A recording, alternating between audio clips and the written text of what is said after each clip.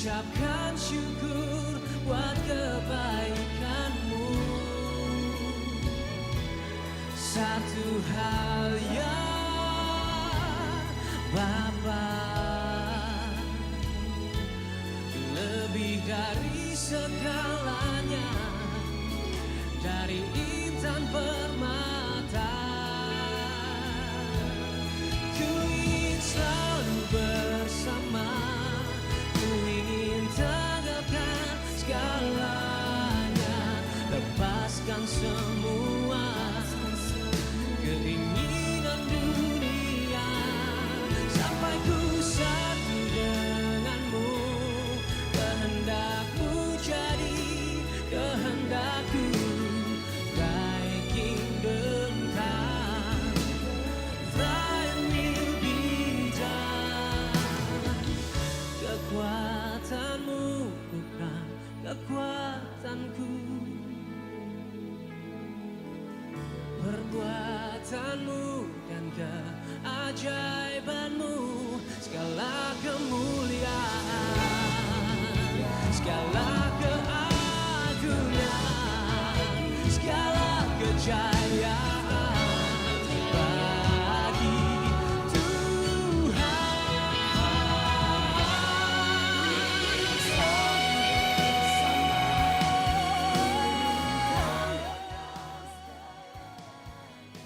Lepaskan semua keinginan dunia, sampai ku satu denganmu.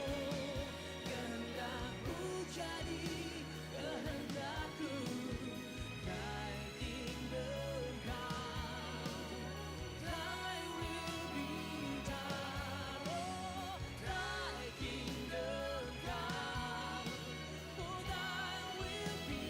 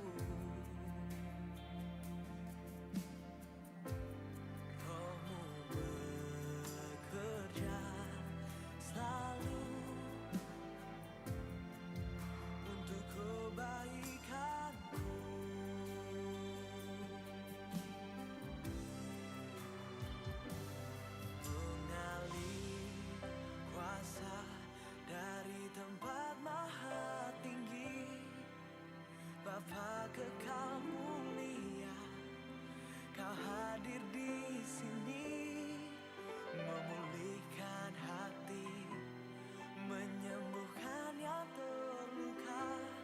Ku kan tenang bersamamu, Bapa.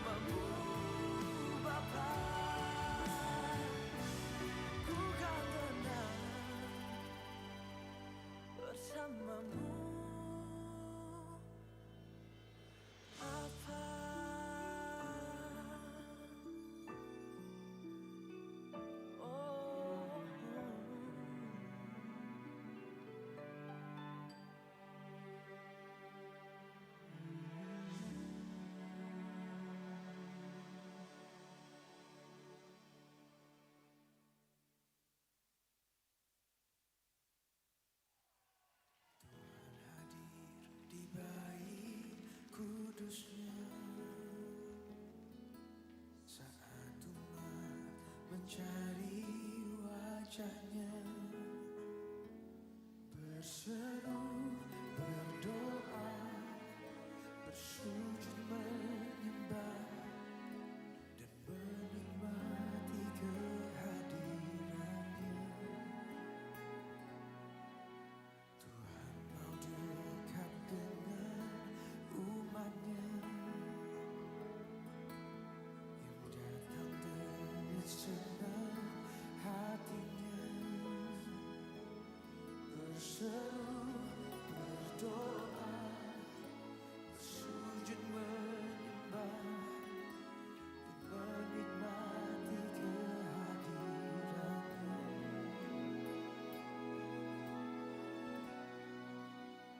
Hadiratmu memenuhiku, hadirat kudusmu penuhi bagimu.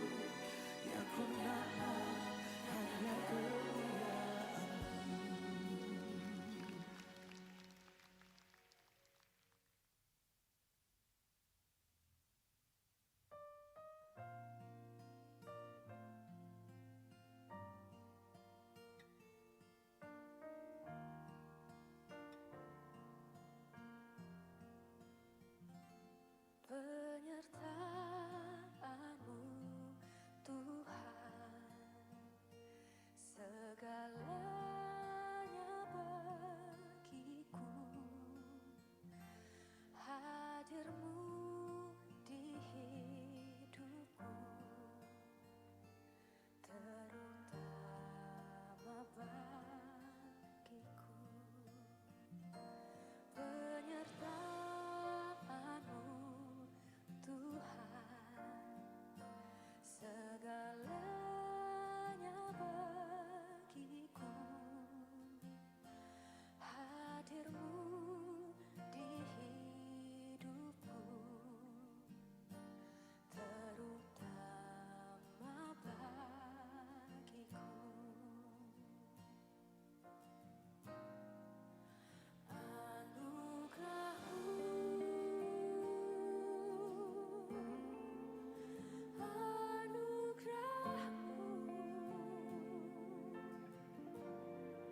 Semua karena anugerah-Mu,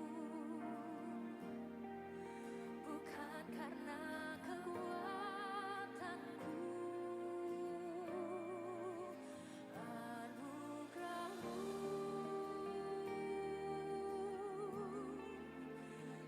anugerah-Mu, Tuhan, kasih dan sayang-Mu, sumber kekuatan bagiku. Kita angkat pujian ini sama-sama. Penyertaan-Mu Tuhan, segalanya bagiku, hadir-Mu di hidupku, terutama bagiku. Penyertaan-Mu Tuhan,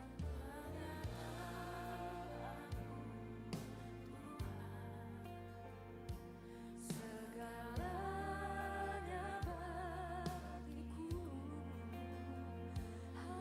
hadir-Mu,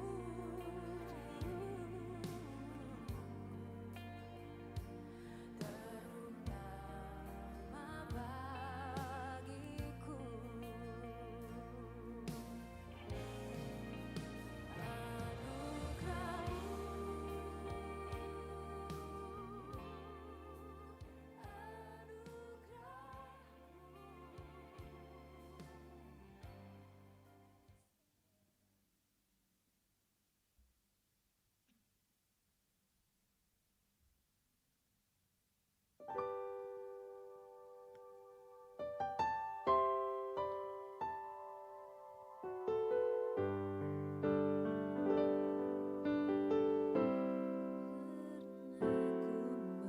Merasa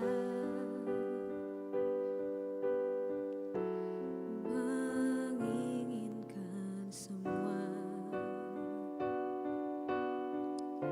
segala yang ada di dalam dunia,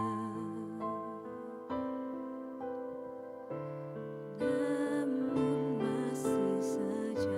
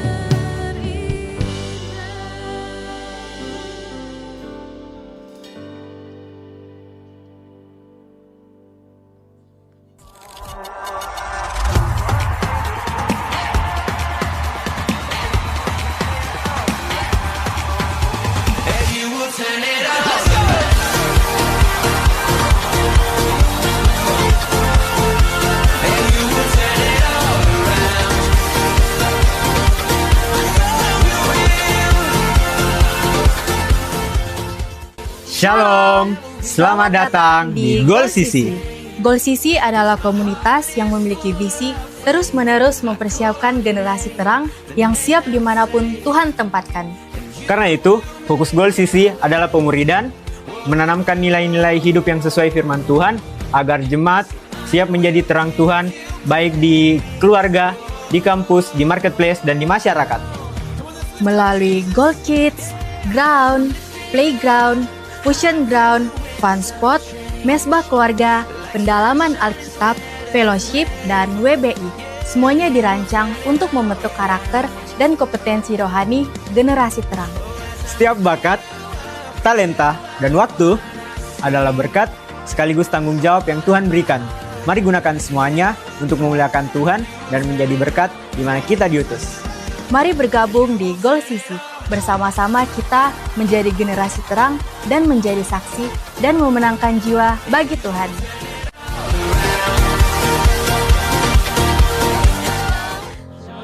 Sekali lagi shalom. Yang merasakan kebaikan Tuhan sepanjang minggu ini, mari berikan sorak-sorak buat Tuhan Yesus kita. Haleluya. Haleluya. Malam hari ini kita akan menyembah Tuhan. Mari persiapkan hati kita, persiapkan penyembahan yang terbaik kita buat Tuhan.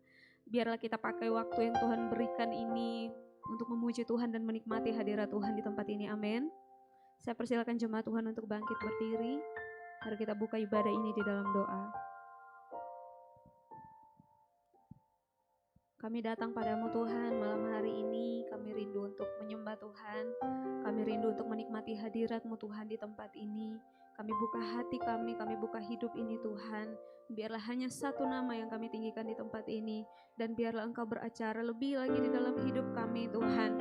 Sehingga ketika kami ada di tempat ini Tuhan, ada perubahan hidup yang datangnya daripada Tuhan.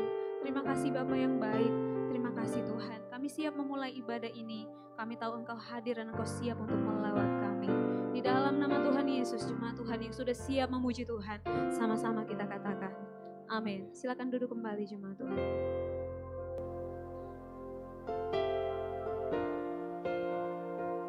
Mari malam hari ini kita nyatakan kebaikan Tuhan dalam hidup ini.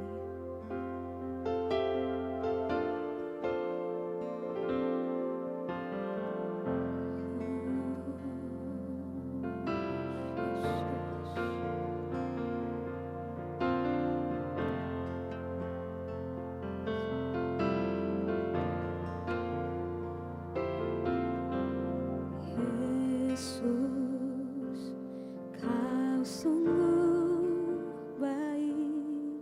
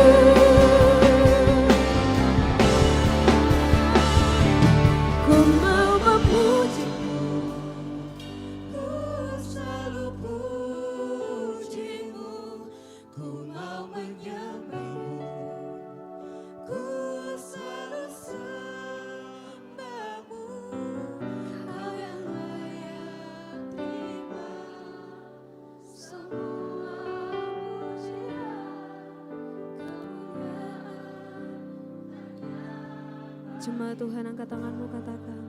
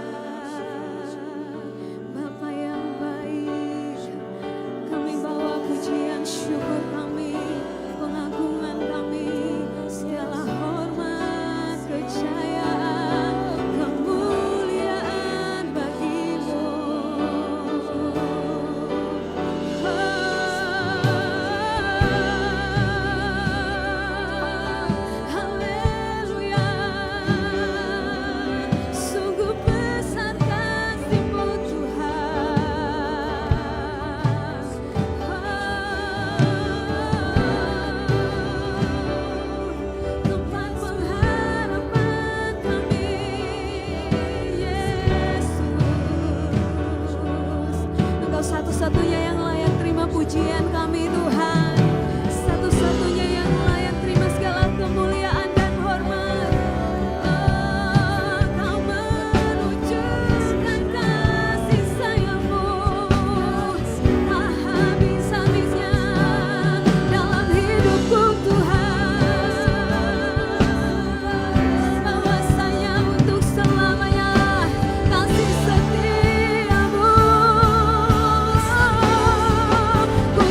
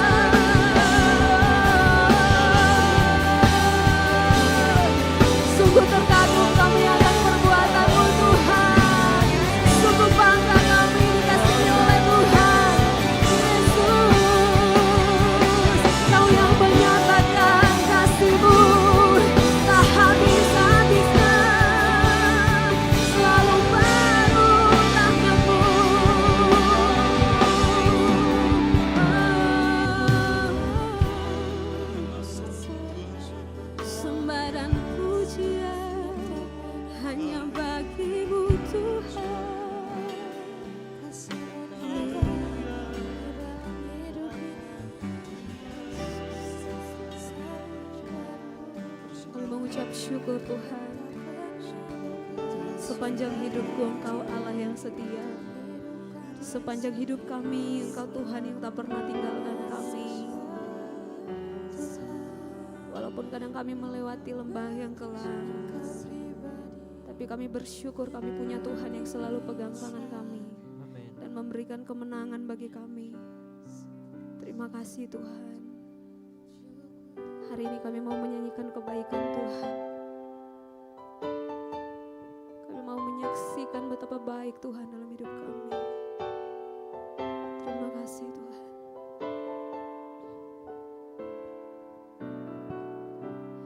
All my life you have been faithful.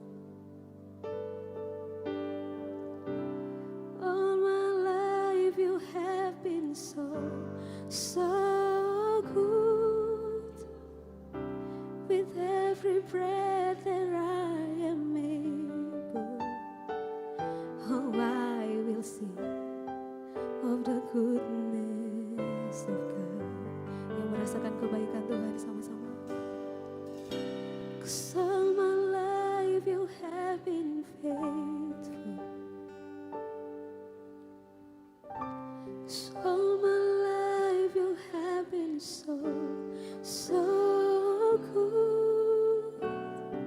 With every breath that I am able, oh I will sing of the goodness of God. Sambil bangkit berdiri katakan,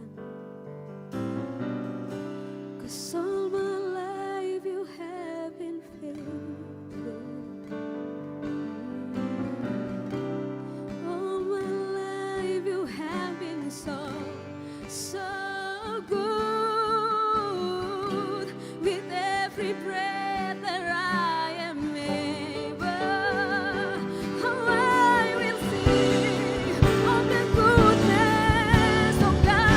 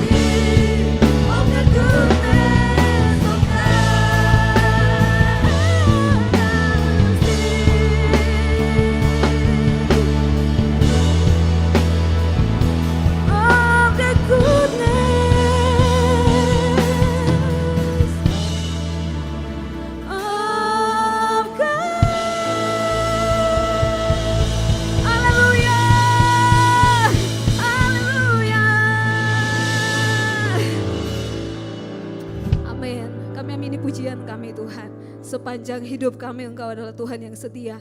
Dan kami tidak akan pernah takut bahaya selama Tuhan ada di pihak kami. Terima kasih Tuhan, kami mau lebih lagi menikmati hadirat Tuhan. Kami mau lebih lagi memuji Tuhan. Di dalam nama Tuhan Yesus, jemaat Tuhan sama-sama kita katakan, amin. Puji Tuhan, berikan salam sampai kiri kanan, katakan ayo kita bersyukur buat kebaikan Tuhan. Haleluya.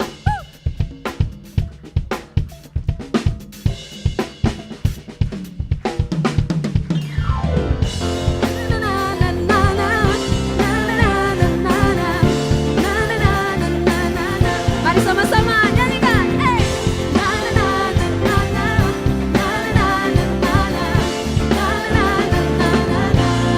Sama-sama.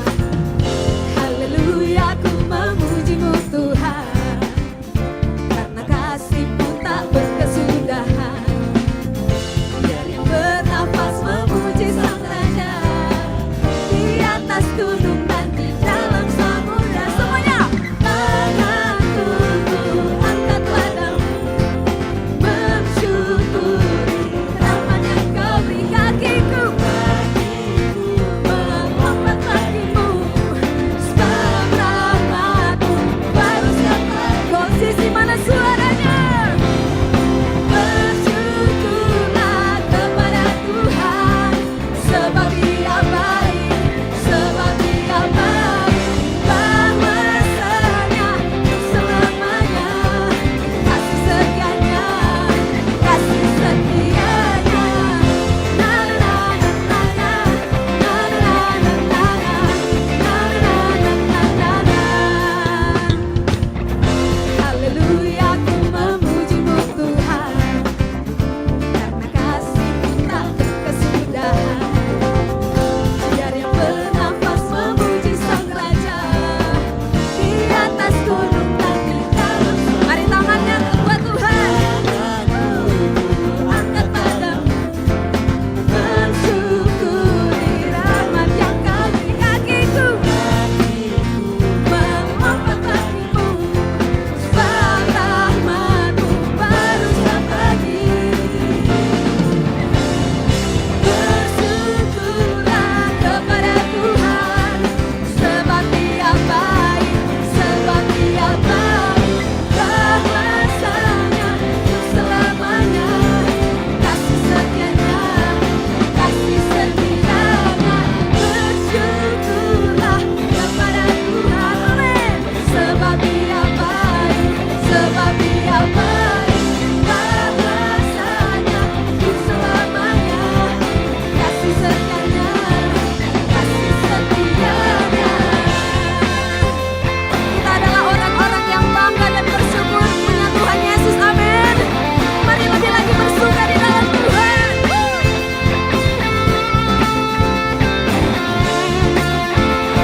Sama-sama yuk. Tanganku ku angkat padamu, mensyukuri rahmat yang Kau. Semuanya melompat buat Tuhan. Kakiku melompat padamu, amin. Sebab rahmat-Mu baru setiap pagi. Bersyukurlah kepada Tuhan, sebab Dia baik, sebab Dia baik. Bahwasanya untuk selamanya kasih setianya, kasih setianya. Bersyukurlah kepada Tuhan, amin. Sebab Dia baik, sebab Dia baik. Bahwasanya untuk selamanya kasih setianya, kasih setianya.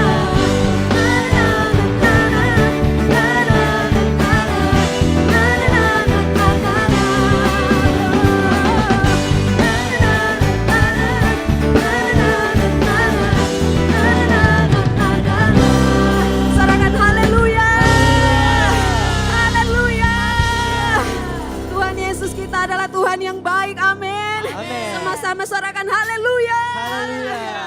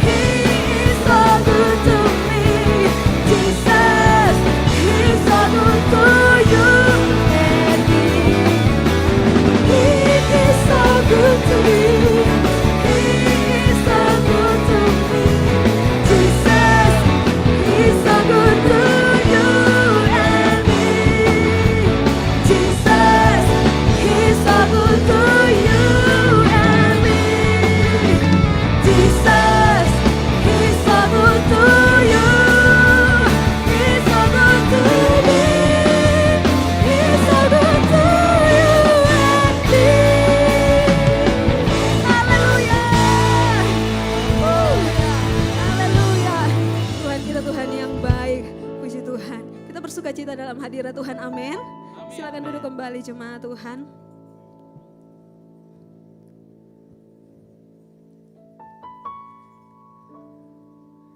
Saya rindu pujian ini tidak hanya pujian yang lewat begitu saja, tapi biarlah pujian ini benar-benar kita rasakan. Dari dalam hati kita mengalir pujian, dari mulut kita mengatakan bahwa Tuhan kita Tuhan yang baik. Boleh sambil duduk kita angkat tangan buat Tuhan kita. Sama-sama nyanyikan yuk. Dia sungguh baik, Dia sangat baik. Yesus, Dia baik bagiku. Dia sungguh baik, Dia sangat baik. Yesus, Dia baik baik. Cuma Tuhan saja nyanyikan. Dia sungguh baik,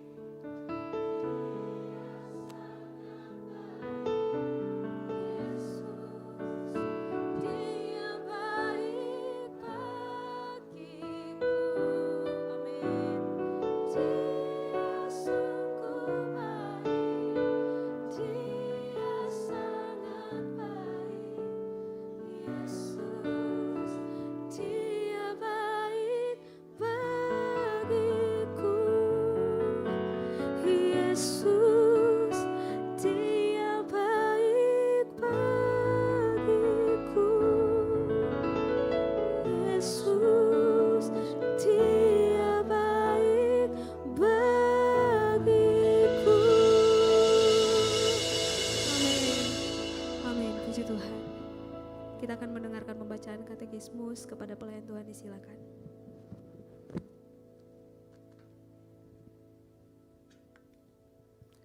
Shalom jemaat Tuhan, selamat datang di GBI Oikumene atau Goal CC.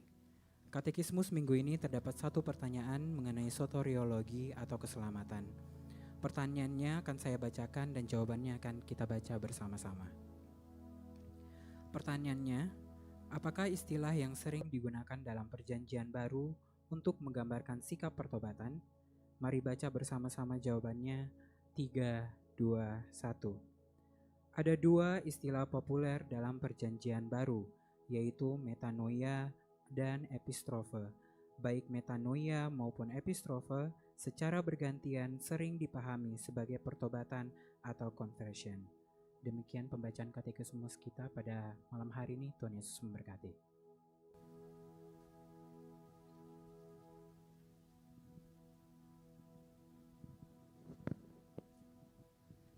Mari kita siapkan hati kita untuk mendengarkan firman Tuhan.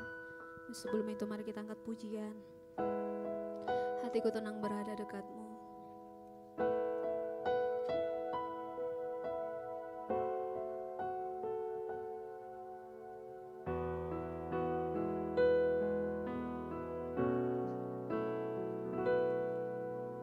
Hatiku tenang berada dekatmu. Kaulah jawaban hidupku.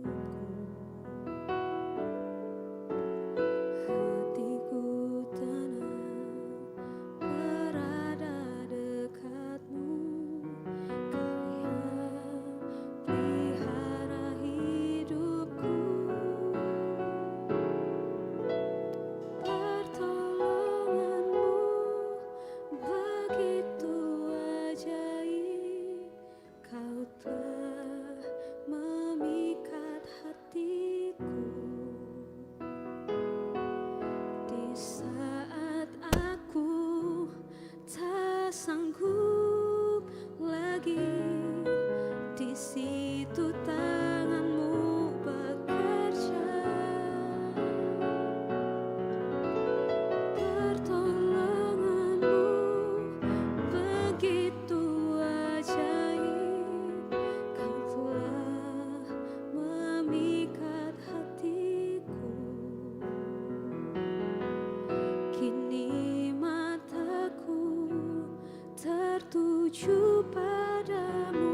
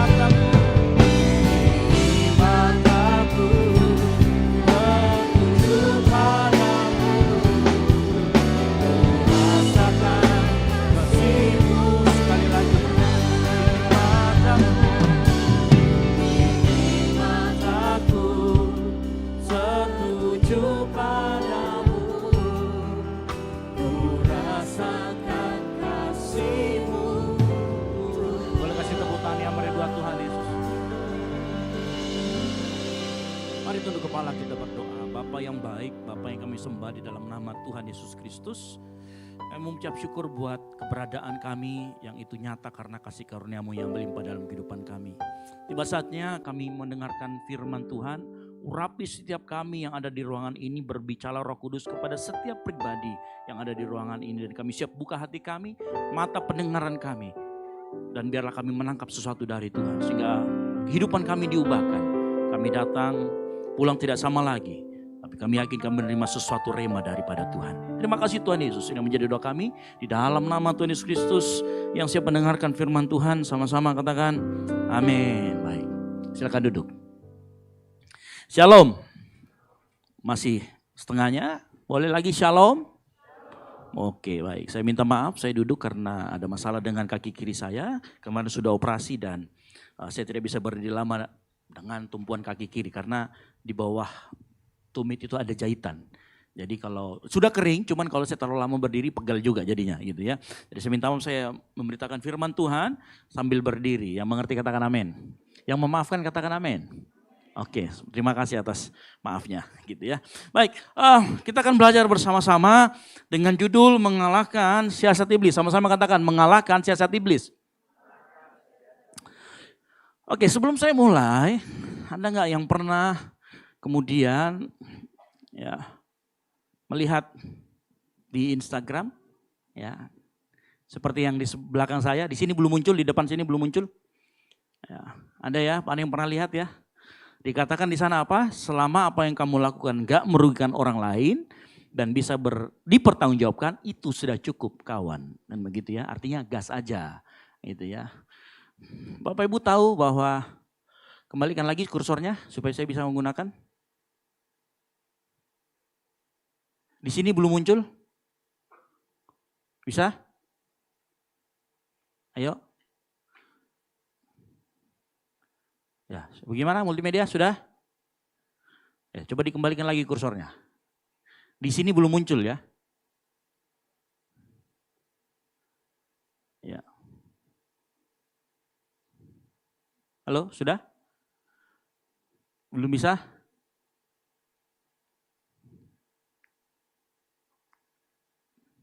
Gimana?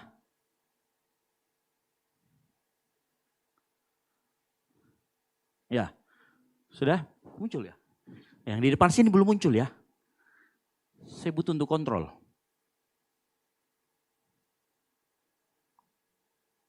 Sudah bisa? Ya, oke, thank you. Jadi dikatakan selama apa yang kamu lakukan gak merugikan orang lain dan bisa dipertanggungjawabkan, itu sudah cukup. Nah, asumsi quotes di atas ini, asumsinya adalah selama nggak merugikan orang lain berarti aman. Betul ya? Kalau kita baca quotes ini kan. Saya mau tanya malam hari ini, siapa yang menjadikan apa yang tertulis di atas sebagai kompas hidup? Atau senang dengan quotes di atas? Boleh angkat tangan? Ada yang senang? Setuju? Yang setuju deh. Angkat tangan, ada yang setuju? Silakan angkat tinggi-tinggi, jangan takut. Yang nggak setuju angkat tangan. Ya, kalau Pak Peter nggak setuju harusnya kalian ikut angkat tangan. Kan dia sudah dengar khotbah tadi pagi. Ya, yang lainnya nggak angkat tangan apa? Bingung.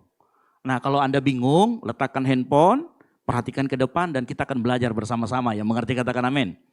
Ya, jadi kita akan buka bersama-sama dalam 1 Petrus 5 ayat 6 sampai dengan yang ke-8. Mari kita buka bersama-sama 1 Petrus 5. 1 Petrus 5. Ayat 6, 7, dan 8. Yang sudah ketemu boleh katakan amin. Oke, kita akan baca bersama-sama, silakan dibuka 1 Petrus 5 ayat 6 sampai dengan yang ke-8. Kita akan baca bersama-sama 3, 2, 1. Karena itu rendahkanlah dirimu di bawah tangan Tuhan yang kuat, supaya kamu ditinggikannya pada waktunya. Serahkanlah segala kekhawatiranmu kepadanya, sebab Ia yang memelihara kamu. Sadarlah dan berjaga-jagalah, lawanmu si iblis berjalan keliling sama seperti singa yang mengaum-ngaum dan mencari orang yang dapat ditelannya. Amin. Berbagai orang yang membaca merenungkan firman Tuhan, apalagi melakukan firman Tuhan. Ya. Sebelum saya masuk kita bahas, kita harus tahu latar belakang ayat ini itu ditulis untuk apa. Nah, saya mencari tahu dan ternyata surat 1 Petrus ini ditulis oleh Rasul yang namanya Petrus juga, ya sudah pasti ya, kan namanya Petrus ya. Namanya ini juga berarti. Ditulis oleh Rasul Petrus kepada jemaat diaspora. Apa itu jemaat diaspora? Jemaat Kristen yang tersebar, karena waktu itu ada penganiayaan terhadap orang Kristen dan ada serangan di Yerusalem, sehingga mereka tersebar. Dan mereka yang tersebar ini, karena mereka tersebar, mereka hidupnya sebagai minoritas. Orang yang hidupnya sebagai minoritas, pasti tekanannya lebih besar daripada yang mayoritas. Betul atau tidak? Ya, kita hidup sebagai mayoritas di negara ini dan selalu ada tekanan sosial, ada potensi penganiayaan karena kenapa? Iman mereka kepada Kristus. Jadi waktu Petrus menulis surat ini, dia mengerti bagaimana orang-orang jemaat diaspora ini, jemaat yang tersebar kemana-mana, hidup di dalam tekanan, hidup di dalam penderitaan dan ancaman pada iman mereka. Jadi waktu Petrus menulis surat ini bukan surat cinta, tetapi panduan hidup bertahan, hidup atau survival mode. Tahu survival mode ya? Jadi mereka ini adalah panduan bagaimana mereka bisa bertahan. Nah, Petrus menyadari begini, ternyata yang dihadapi oleh jemaat diaspora ini juga berhadapan dengan siasat iblis. Makanya dia menulis tuh di 1 Petrus 5 ayat 8. Nah, kita akan juga belajar dari 1 Petrus 5 ayat 8. Dikatakan di sana, berjaga, sadarlah dan berjaga-jagalah lawan musuh iblis, berjalan keliling sama seperti singa yang mengaum-ngaum dan mencari orang yang dapat ditelannya. Nah, kita akan belajar juga ini, tapi kita nggak fokus sama iblisnya. Kita nggak lihat iblis ada bentuknya ada berapa, jenisnya ada berapa. Kita nggak akan itu. Kita akan lihat siasatnya, apa yang dia lakukan terhadap kita. Nah, Bapak Ibu tahu, teman-teman tahu, 1 Petrus 5 ayat 8 itu punya cerita yang kurang lebih sama dengan itu. Kita buka sama-sama dalam Ayub 1 ayat 6 sampai dengan yang ke-10. Ayub 1 ayat 6 sampai dengan yang ke-10. Gak usah dibuka. Ayatnya kursor saya taruh aja di situ. Ya. Halo? Enggak berfungsi lagi? Ya. Oke, ya. Lihat baik-baik di atas. Jadi ada di dalam Ayub 1 ayat 6 sampai di Ayub 1 ayat 6 sampai 10 itu ceritanya begini. Jadi waktu itu Tuhan, ada beberapa anak Tuhan menghadap sama Tuhan dan ternyata di situ ikut iblis. Ya, lanjut ceritanya lalu kemudian iblis bilang, Tuhan ngomong begini, tidak kau lihat hambaku Ayub yang setia dalam perkara dan. Terus kemudian iblis bilang gini, iya dia kan setia karena kamu kasih pagar. Ya, sudah dicabut pagarnya satu-satu dan Ayub di situ kehilangan harta dan keluarganya. Ya, seperti ya saya kasih sebuah ilustrasi di atas. Ya. Nah, ini sebenarnya cerita bagaimana cara iblis bekerja. Nah, kita lihat dulu bagaimana, karena kita mau mengalahkan siasat iblis, kita coba cari tahu dulu bagaimana sebenarnya cara iblis bekerja. Pertama, perhatikan ayat 1, Ayub 1 ayat yang ke-6, dikatakan gini, pada suatu hari datanglah anak-anak Allah menghadap Tuhan dan di antara mereka datanglah juga iblis. Nah, ini fakta yang menarik buat kita semua pada malam hari ini. Ternyata yang menghadap Tuhan itu ada anak-anak Allah dan juga ada iblis. Bukan anak iblis, iblis. Ada anak-anak Allah, ada iblis. Nah, sama juga. Ternyata di gereja juga kadang-kadang ada anak-anak Allah dan ada juga bukan anak iblis. Ada iblisnya. Halo? Iya dong. Nah, bagaimana kita bisa tahu kita ini jadi anak Allahnya atau jadi iblisnya dalam gereja? Dengar baik-baik. Ayub 1 ayat 6 dikatakan gini, anak-anak Allah menghadap. Kata menghadap dalam semantik bahasa Yahudi, itu dia menghadap itu artinya gini, datang dengan penuh hormat. Artinya menempatkan diri secara resmi, bukan sekedar ala kadarnya. Itu loh maksudnya kata menghadap. Jadi waktu dia menghadap ada rasa hormat, sikap hormat yang dalam. Nah, makanya begini, dengar baik. Engkau kalau datang ke gereja menghadap Tuhan, bawa sikap hormat sama Tuhan. Yang mengerti katakan amin. Tahu apa sikap hormat sama Tuhan? Jangan terlambat kalau datang ke gereja. Sudah mau dengar firman Tuhan, baru nongol di depan pintu, haleluya. Rasa hormat juga bisa diperlihatkan saat pujian penyembahan dinaikkan. Pada saat pujian penyembahan dinaikkan kita ngapain? Kita kritika pemain bassnya karena terlalu ganteng? Atau pemain drumnya terlalu tampan? Atau apa? Ya.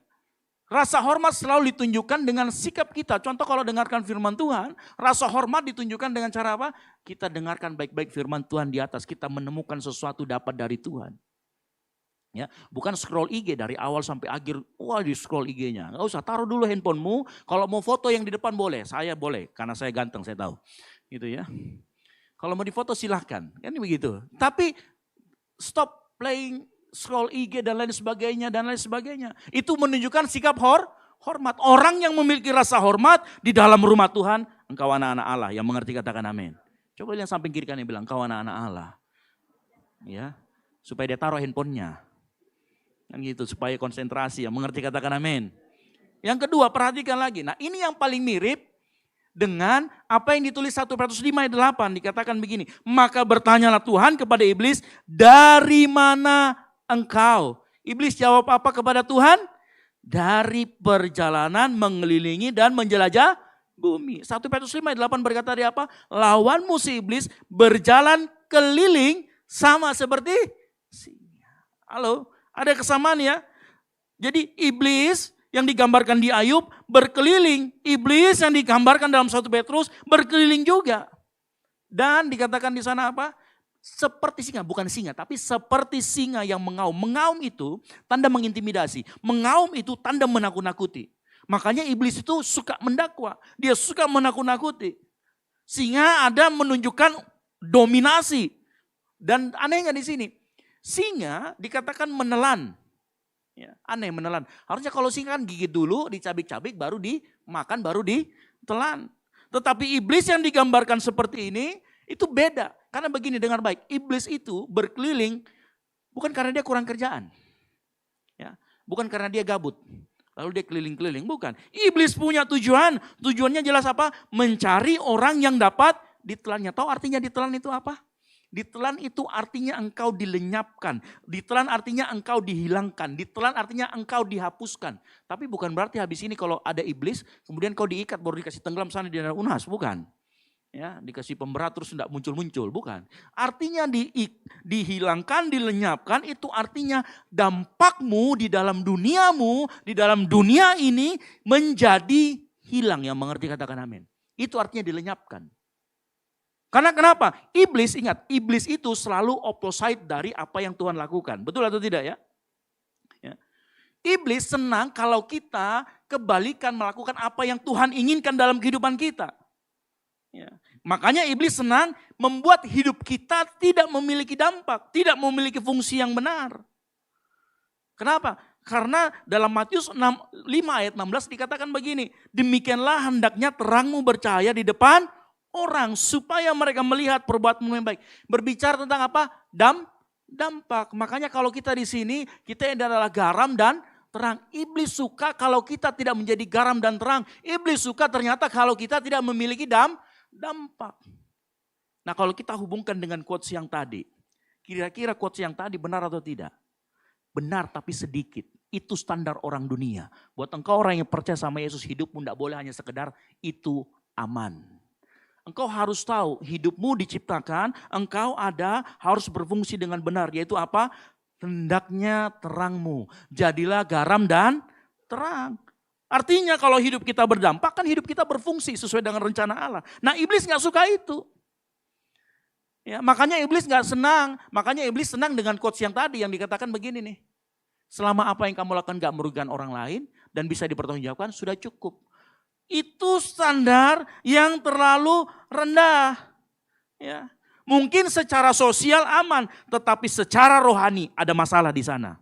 Kenapa? Karena firman Tuhan tidak pernah menetapkan standar hidup, cuman jangan merugikan. Firman Tuhan standarnya tinggi apa itu? Hidup sesuai dengan tujuan Tuhan, yaitu apa? Hendaklah engkau menjadi garam dan terang. Sampai sini mengerti? Ada seorang raja namanya Daud. Daud itu seorang raja yang harusnya ikut berperang. Karena suatu kali Daud mau membangun bait Allah, Tuhan ngomong gini, tanganmu penuh dengan darah karena kamu ini raja yang berperang. Jadi tugasnya dia memang untuk perang. Tapi suatu kali orang pergi berperang, dia ada di suatu rumah, nggak melakukan fungsinya, nggak berdampak. Akhirnya apa? Tinggal tunggu waktu, lihat orang mandi, akhirnya jatuh dalam perjinahan. Tinggal tunggu waktu. Hidup kita juga kalau tidak berdampak, tinggal tunggu waktu, engkau akan jatuh. Ya. Ingat baik-baik. Iblis tidak keberatan kita jadi orang baik. Tetapi selama kita tidak jadi orang berdampak, dia sudah senang. Dia anggap dirinya menang. Halo? Ya. Makanya coba deh. Lihat baik-baik hati kita. Lihat baik-baik diri kita malam hari ini. Artinya gini, engkau bisa datang ke gereja, tapi itu rutinitas. Iblis sudah berhasil kalau begitu. Engkau boleh datang melayani, tapi nggak mau dimuridkan. Iblis juga berhasil. Kita bisa hidup tetapi nggak ada buah roh. Itu juga iblis berhasil. Karena buah roh itu berbicara tentang sesuatu yang berdampak buat orang. Namanya buah. Buah ada yang dimakan sendiri sama pohonnya? Enggak. Buah dimakan sama orang lain, betul atau tidak? Bicara tentang dampak. Coba deh malam hari ini ya. Jujur sama diri kita. Menurut kita, diri sendiri, nilai dirimu sendiri. Iblis sudah berhasil nggak membuat engkau nggak berdampak buat sekitarmu? Ayo coba jujur. Dan pikirkan. Simpan sendiri jawabannya. Untuk berdoa sama Tuhan. Kira-kira hidupku berdampak atau tidak buat orang lain. Makanya kadang-kadang gini ya. Iblis itu suka sama orang yang sekedar melayani. Tetapi iblis terganggu dengan orang yang sungguh-sungguh melayani. Karena orang yang sungguh-sungguh melayani, hidupnya pasti berdampak buat banyak orang. Makanya yang gak melayani, lihat barcode di depan, scan. Masuk ya. Halo, melayani itu adalah bentuk di mana engkau menjadi dampak buat orang lain. Dan bersamaan dengan itu engkau juga dibentuk. Halo. Nah dengan kita, bahkan kalau yang pelayanan pun, kalau pelayananmu cuma sekedar rutinitas, iblis juga senang. Karena sesuatu yang hanya sekedar dilakukan dan tidak akan memiliki dampak. Tetapi kalau kamu taruh hatimu di apa yang kau lakukan, itu pasti memiliki dampak. Dan iblis tidak suka dengan itu.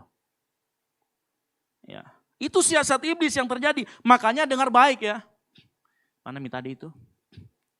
Ya.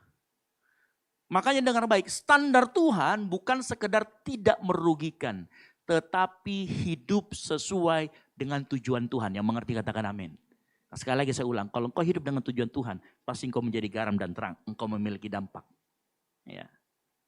Nah fakta yang menarik berikutnya begini.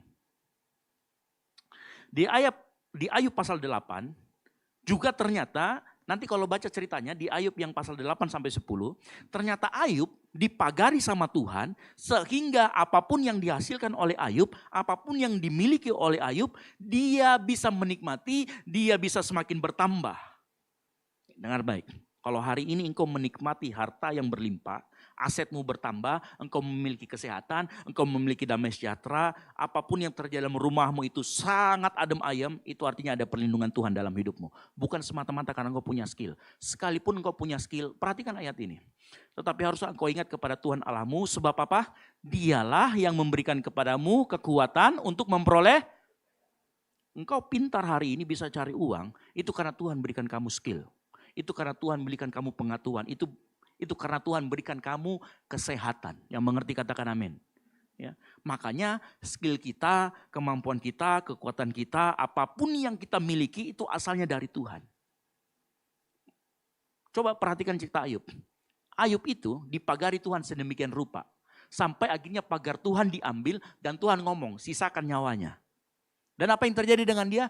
Dia kena penyakit. Penyakitnya borokan. Betul ya? Ya, sakit penyakit parah di tubuhnya. Coba saya mau kasih tanya sekarang, siapa di sini yang jadi bos? Kira-kira kalau ada orang mendaftar sama kamu minta kerja, terus dia penyakit borokan mau diterima atau enggak? Enggak bisa dapat kerja juga dia tuh. Makanya kesehatanmu, skillmu, kemampuanmu itu karena pagar dari Tuhan. Yang mengerti katakan amin. Iya. Bahkan mohon maaf saya katakan, kalau kita bisa menikmati hasil jeripayah kita, hasil kerja kita, kalau kita lihat dalam Pengkhotbah 5 ayat 18, perhatikan baik-baik.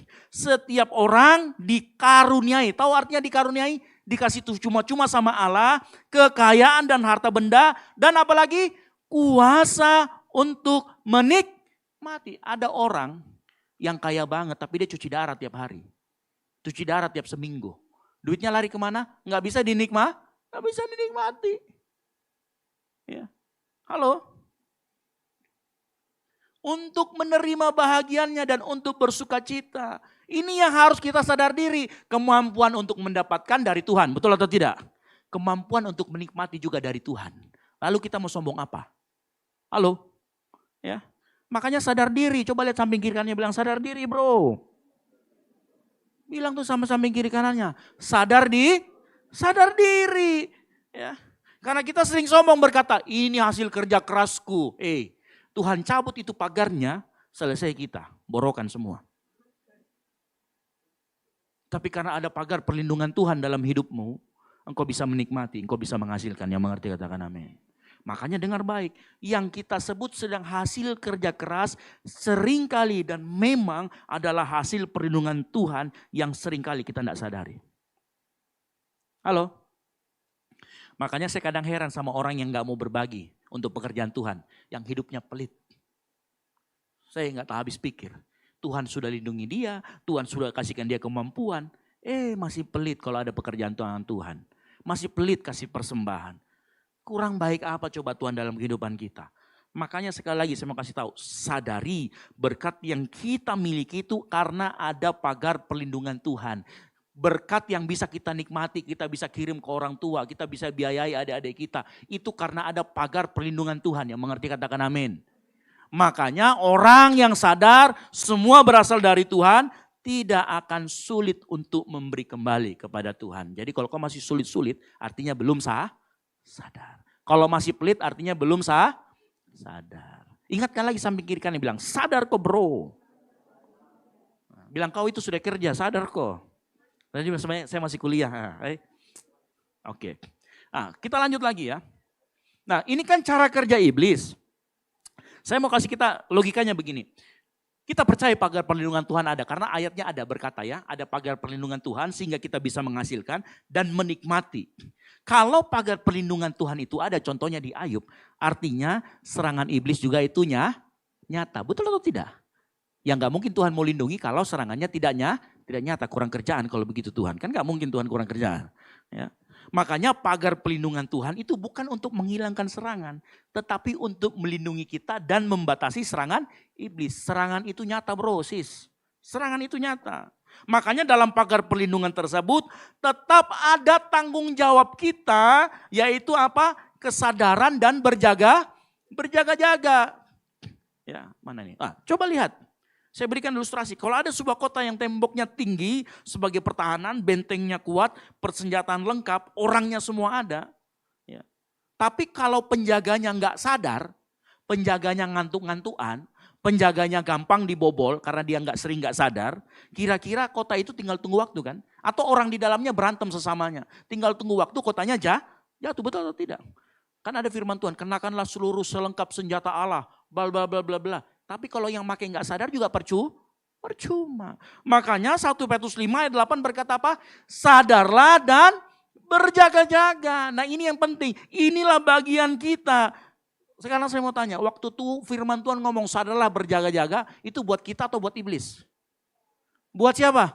Buat kita yang mendengarkan, buat kita yang membaca.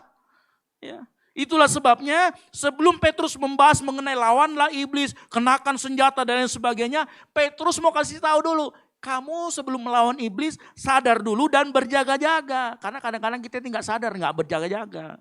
Nah kata sadar dan berjaga-jaga itu adalah bahasa Yunani yang frasanya digunakan juga dalam dunia militer. Kayak orang berjaga-jaga gitu loh. Artinya Petrus mau kita hidup dalam mode standby. Sama-sama katakan mode standby. Mode standby, model berjaga-jaga. Karena serangan iblis selalu nyata. Tingkat kesadaran kita dan tingkat berjaga-jaga kita akan menentukan kita bisa jatuh atau tidak. Semakin tinggi tingkat kesadaran dan berjaga-jaga, semakin kita sulit untuk dijatuhkan. Tetapi semakin kita menurun tingkat berjaga-jaga, maka semakin gampang kita dijatuhkan. Kalau kita semakin tinggi tingkat berjaga-jaganya sulit dijatuhkan. Turun, gampang dijatuhkan. Meskipun ada perlindungan Tuhan. Makanya saya katakan, coba kita kesampingkan dulu perlindungan Tuhan, itu nyata. Tapi kalau kita sendiri tidak berjaga-jaga, iblis nggak perlu nunggu celah. Iblis nggak perlu tunggu Tuhan buka. Kita sendiri sudah jatuh, porak-porandan di dalam.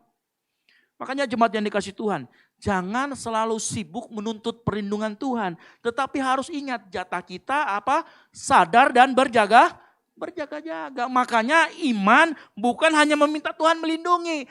Iman juga belajar hidup dengan kewaspadaan. Yang setuju katakan amin. Makanya engkau dan saya mulai malam hari berjaga-jaga, waspada.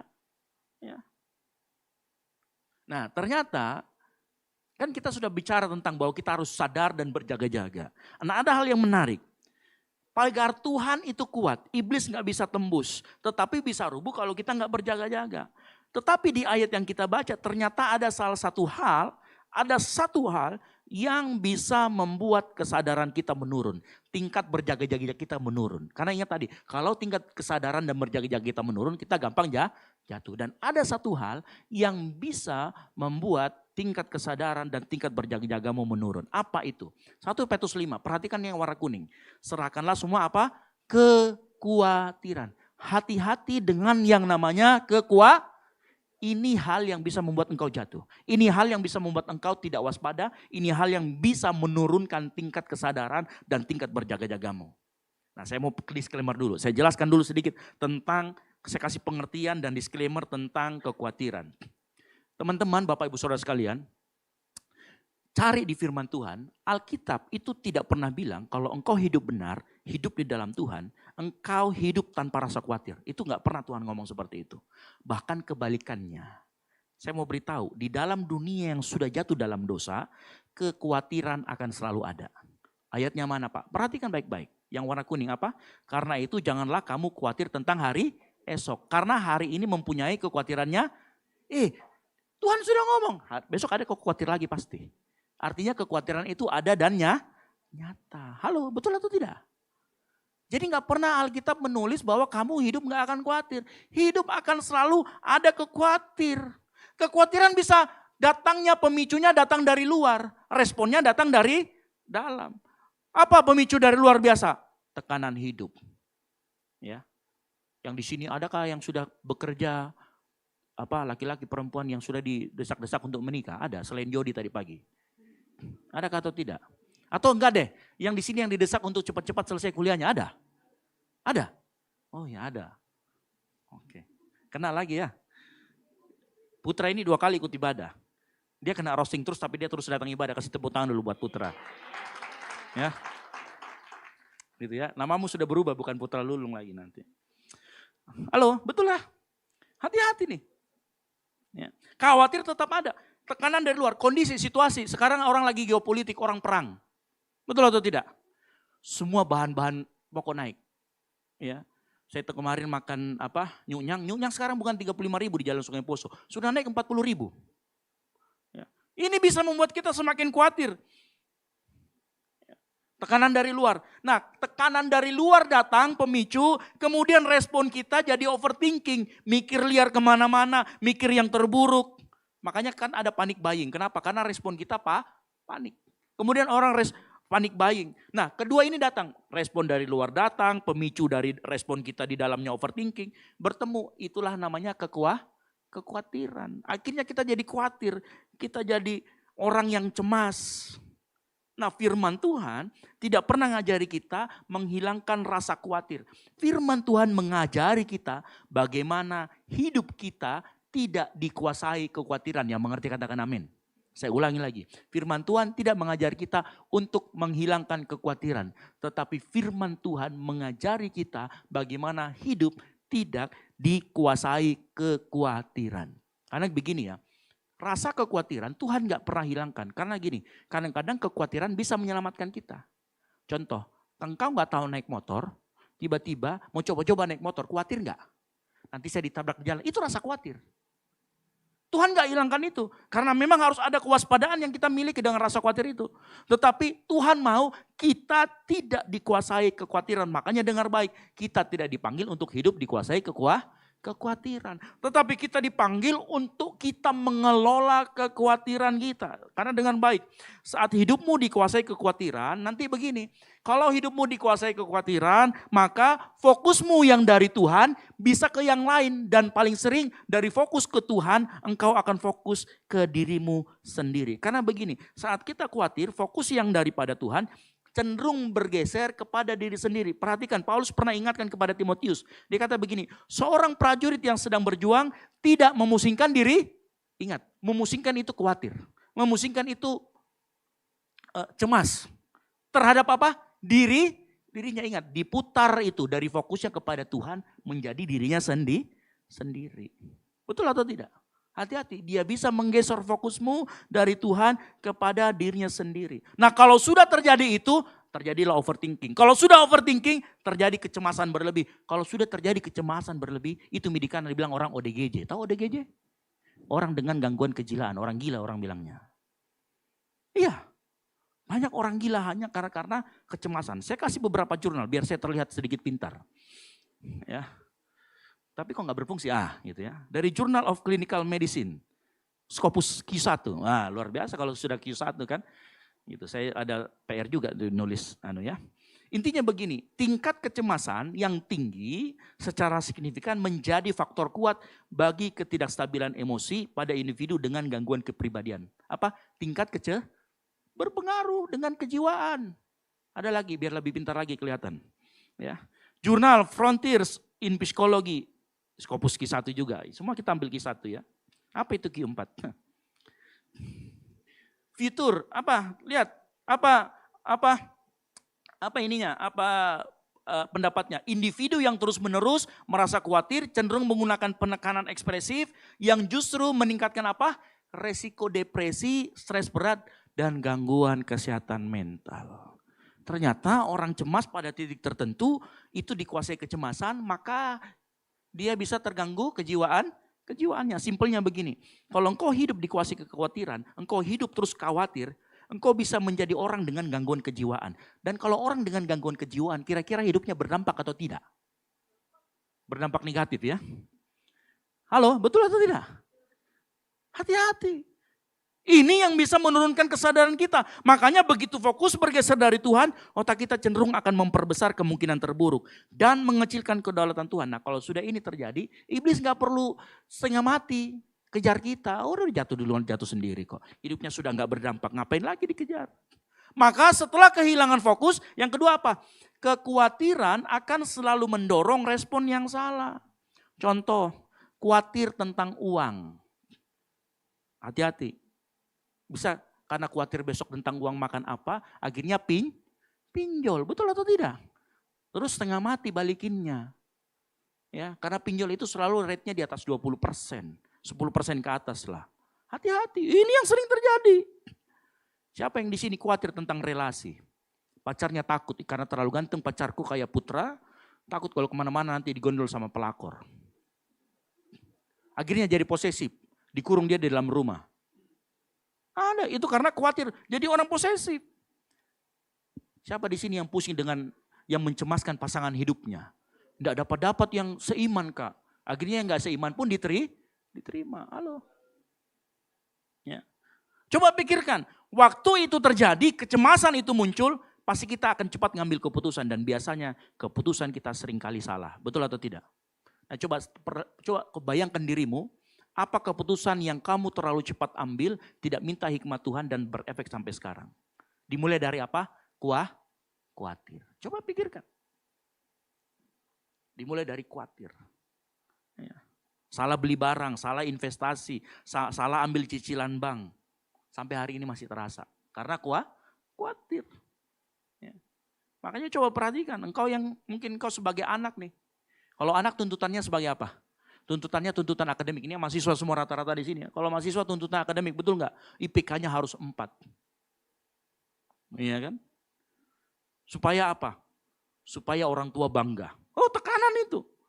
Belum lagi orang tuaku capek pak, kerja di kampung dia. Saya harus membanggakan orang tuaku, tekanan. Menjadi cemas kalau nggak dapat 4. IPK 4. Ya. Mahasiswa, ya kita yang bekerja, apa yang kita bekerja? Kadang-kadang kita khawatir apa? Posisi, tuntutan kinerja baik, benar atau tidak?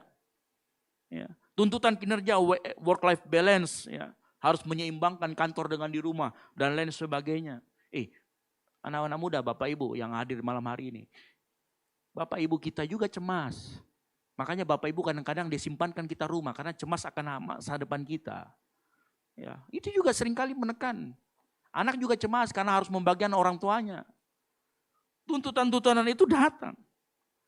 Dan seringkali itu juga yang mendorong respon kita yang salah. Makanya hati-hati. Dengan yang namanya kekhawatiran. Kekhawatiran bisa menurunkan kita punya kesadaran dan tingkat berjaga-jaga kita. Nah pertanyaan begini, ingat tadi ya kekhawatiran bakalan terus ada. PR-nya adalah bagaimana hidup kita atau menjalani hidup tanpa dikuasai kekhawatiran. Nah di sini kita melihat, tadi kita baca di ayat ke-8, kita mundur ke ayat 6, kita baca sama-sama, 3, 2, 1. Karena itu rendahkanlah dirimu di bawah tangan Tuhan yang kuat, supaya kamu Ditinggikannya pada, ternyata Petrus kasih tahu di awal, ini loh solusi supaya kamu tidak gampang khawatir. Merendahkan diri di bawah tangan yang kuat. Loh, apa hubungannya Pak? Merendahkan diri di tangan yang kuat dengan yang namanya khawatir. Tahu nggak artinya merendahkan diri? Nah, merendahkan diri itu artinya menerima kenyataan bahwa engkau dan saya terbatas. Kita nggak bisa kontrol segalanya. Dan disitulah kita mengakui bahwa Tuhanlah yang tidak terbatas dan bisa mengontrol segala. Ini artinya merendahkan diri. Karena begini, siapa yang di sini kalau main game, main PlayStation, padahal kita sudah jago nih, kita pemenangnya nih. Tiba-tiba ada teman kita masuk, dia ambil stick kita, terus dia ngomong, saya lebih jago daripada kau. Pasti dia bilang, ih sombongnya nih orang. Tata lekang. Betul atau tidak? Kenapa? Karena memang di hadapan Tuhan, orang yang khawatir, cemas, seolah-olah dia mengambil sesuatu yang harusnya Tuhan kontrol, dia yang menjadi kontrol. Karena tadi khawatir. Makanya dikatakan rendahkan dulu dirimu di hadapan Tuhan. Merendahkan diri ini artinya menerima bahwa kita terbatas. Makanya saya memberitahu, kekhawatiran itu bentuk kesombongan yang halus. Karena kita berkata sama Tuhan, aku lebih tahu caranya, aku lebih tahu kapan waktunya, aku mau yang pegang ini supaya nggak kacau. Ya. Ini bukan sekedar pikiran cemas, ini pikiran sebenarnya yang tidak mengakui Tuhan berkuasa. Hati-hati. Makanya merendahkan diri artinya menerima kenyataan bahwa kita terbatas. Nah, cuman kan begini, Pak, bagaimana itu merendahkan diri di hadapan Tuhan? Ya, kita akan setia pada teks ya. Di ayat ke-6 dikatakan rendahkan dirimu di bawah tangan yang kuat. Di ayat ke-7 ini caranya. Apa itu caranya? Kita baca sama-sama. 3, 2, 1. Serahkanlah segala kekhawatiranmu kepadanya sebab ia yang memelihara. Oh ternyata cara kita merendahkan diri di hadapan Tuhan, menghadapi kekhawatiran artinya adalah menyerahkan kekhawatiran kita kepada Tuhan. Halo? Ya. Menyerahkan kekhawatiran kita kepada Tuhan, kita berarti sepakat dengan pengertian ini. Kita terbatas, Tuhan tidak terbatas. Ya. Kita juga artinya sepakat waktu kita menyerahkan kekhawatiran, kita sepakat bahwa kekhawatiran itu ada, betul atau tidak? Kalau saya serahkan iPhone saya sama Putra, berarti kita sepakat iPhone-nya ada, betul atau tidak? Waktu kita menyerahkan kekhawatiran kita sama Tuhan, kita sepakat kekhawatiran itu nyata dan ada. Tetapi ingat, kekhawatiran tidak boleh dipegang lama. Tidak boleh dipegang lama-lama. Kalau kita pegang kelama-lama, dia akan mengotori hidupmu. Jadi kalau saya ilustrasikan gini, siapa yang pernah di sini main lumpur?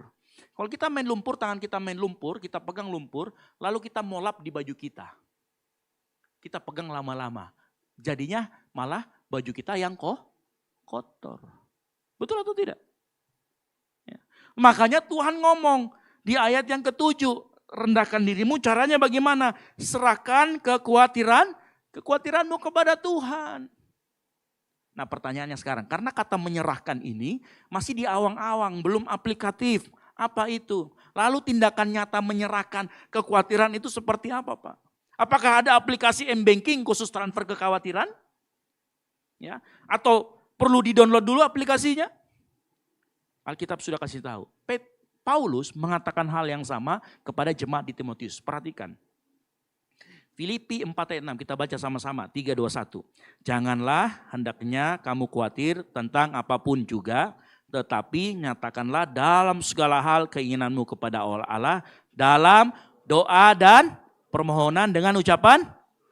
Dengar baik. Ini loh cara transfer kekhawatiran, yaitu menyatakan segala bentuk kekhawatiranmu, keinginanmu kepada Allah dalam doa dan permohonan. Aplikasinya namanya DOA. Doa. Jadi kalau engkau mulai khawatir akan orang tuamu, engkau yang orang tua khawatir sama anakmu, engkau yang mahasiswa khawatir dengan IPK-mu, tuntutanmu, apa yang kita lakukan? Doa. Karena doa merendahkan diri di hadapan Tuhan. Kita menyerahkan kekhawatiran kita sama Tuhan.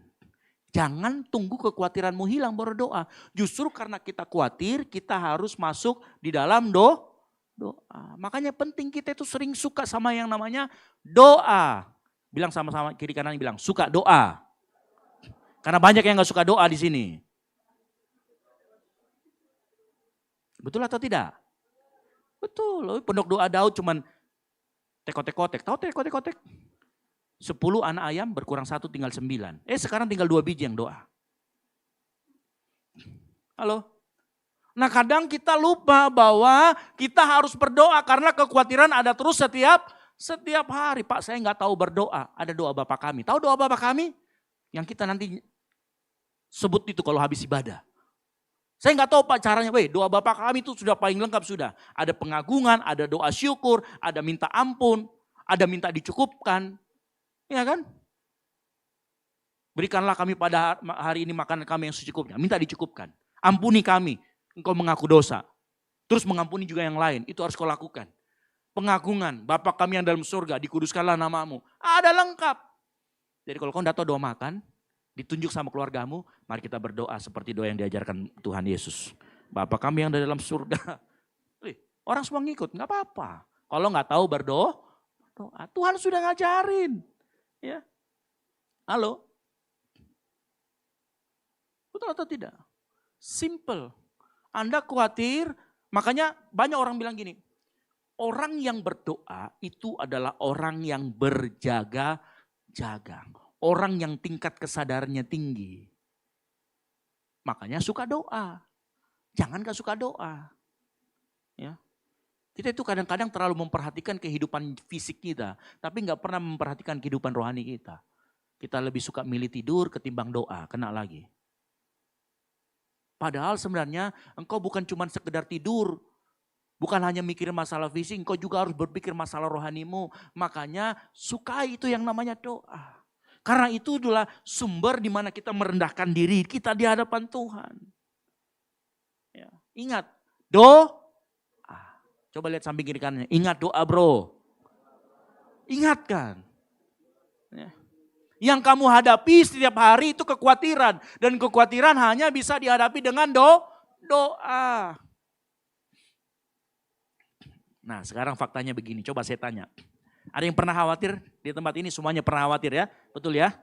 Coba saya tanya. Begitu kita berdoa, masalahnya hilang atau tidak? Serius? Siapa di sini yang berdoa, Tuhan aku khawatir pinjolku. Setelah berdoa tiba-tiba ada yang lunasin. Ada yang begitu? Mungkin ada tahu sebagian karena waktu dia berdoa dia minta tolong transfer dulu bro. Ya kan sambil itu. Kan ada yang begitu. Tapi seringkali waktu kita berdoa masalahnya gak langsung hilang. Betul atau tidak? Sebagian kita mungkin sebagian besar kita masalahnya tetap ada. Ya. Terus kita bilang, Pak, lalu apa gunanya berdoa kalau begitu? Dengar baik. Ini ayat ada sambungannya. Kita baca sama-sama ayat yang ke-7. 3, 2, 1. Damai sejahtera Allah yang melampaui segala akal akan memelihara hati dan pikiranmu dalam Kristus. Oh ini yang terjadi. Ternyata saat kita berdoa masalahnya mungkin gak selesai. Tapi ini yang terjadi. Damai sejahtera Allah yang memelihara hati dan pikiran yang melampaui akal kita turun atas hatimu. Halo? Apa yang terjadi? Yang dijaga bukan situasinya. Yang dijaga hatimu agar tetap aman. Dengar baik. Bayangkan kalau kamu dalam sebuah kapal, ada Tuhan Yesus di sana, engkau yakin. Badainya enggak hilang, tapi engkau yakin nahkodanya Tuhan Yesus. Hatimu tenang atau tidak? Tenang. Itu damai sejahtera yang dari Tuhan. Ya. Mungkin kita berkata, Pak, saya lebih butuh mujizat Pak. Saya lebih butuh orang yang kaya, yang saya tidak tahu, bayarin pinjol saya Pak. Bayarin uang kuliah saya sampai lunas. Saya enggak butuh damai sejahtera. Kamu atur-atur Tuhan kah? Sombong namanya itu. Betul atau tidak? Halo? Ya. Dengar baik. Solusi yang terbaik untuk kekhawatiranmu atau solusi yang terbaik yang datang dari Tuhan adalah selalu lahir dari hati yang penuh damai sejahtera. Yang mengerti katakan amin.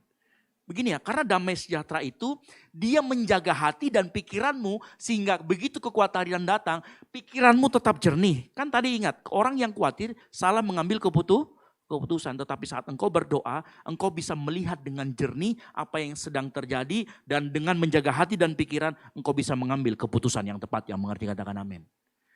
Makanya dalam Filipi 4 ayat yang ke-7 itu menarik. Dikatakan begini. Dengan demikian ketenangan dalam perlindungan Allah yang kita terima karena kita bersatu dengan Kristus Yesus akan menjadi seperti apa? Pengawal yang selalu apa? Menjaga hati dan pikiran. Ingat, ketenangan yang diberikan Allah lebih dari segala yang dapat dimengerti manusia. Jadi dengar baik. Saat hati kita dan pikiran kita yang kesadarannya mulai menurun, ternyata waktu kita berdoa dapat pasukan backup. Namanya pasukan damai sejahtera. Yang mengerti katakan amin. Begitu engkau tenang, engkau bisa lihat ternyata jalan keluarnya ada di sana. Oh, ternyata kekhawatiran seperti kabut, lalu kemudian setelah datang pasukan backup, oh kabutnya menghilang. Saya bisa melihat masalah dengan jernih, saya bisa melihat kekusutannya dengan jernih. Dan Tuhan kasih hikmat untuk selesaikan masalahmu.